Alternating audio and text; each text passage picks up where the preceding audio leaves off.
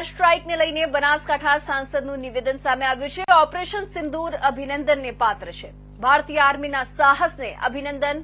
ભારતીય આર્મીએ આતંકવાદીઓને જડબાતોડ જવાબ આપ્યો છે। સાંસદ ગેનીબેન ઠાકોરે સરકાર અને ભારતીય આર્મીને અભિનંદન આપ્યા છે। આતંકવાદને લઈને કોંગ્રેસ સરકારની પડખે છે।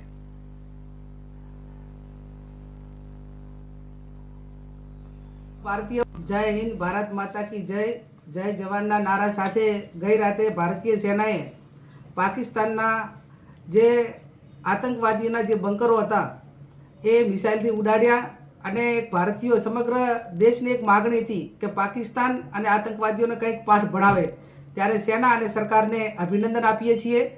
પૂરો દેશ વિપક્ષ હોય આમ ભારતીય હોય સરકાર અને સેનાની સાથે છે। ત્યારે ભારતના કોઈપણ નાગરિકની સુરક્ષા એ કરવા માટેની જવાબદારી એ સેનાની હોય છે અને સેના એ રીતે જવાબદારી સંભાળી રહી છે। ત્યારે રાજ્ય સરકારના બજેટ હોય કે કેન્દ્ર સરકારના બજેટ હોય એ ડિફેન્સ માટે કરોડો અબજોના બજેટ એ દેશની સંપત્તિ અને દેશના નાગરિકોની સુરક્ષા માટે કરીને ફાળવણી કરવામાં આવે છે। ત્યારે હું અભિનંદન આપું છું દેશના જવાનોને। એમની મનોબળ વધારવા માટે તમામ ભારતીયો સેનાની સાથે છે। 10:30 વાગે ભારતીય સેનાના પ્રેસ કોન્ફરન્સ પણ છે અને 10:30 વાગે પ્રેસ કોન્ફરન્સમાં વિગતથી સેનાના વડા આપણને સૌને માહિતી પણ આપશે।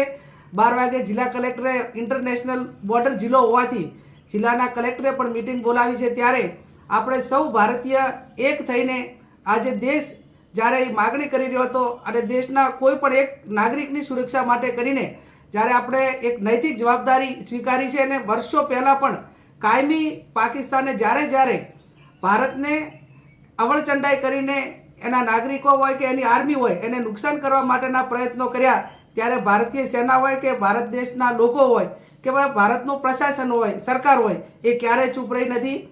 જે રીતે 1971નું યુદ્ધ હોય 65નું હોય અનેક સર્જિકલ સ્ટ્રાઇક હોય કે અનેક વખત ભારતીય સેનાએ પાકિસ્તાનને પાઠ ભણાવ્યો છે।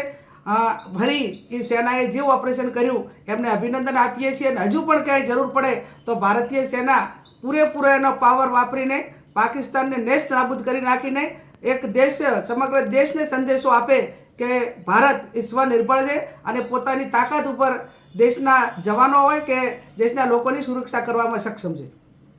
જય હિન્દ ભારત માતા की જય જય જવાન।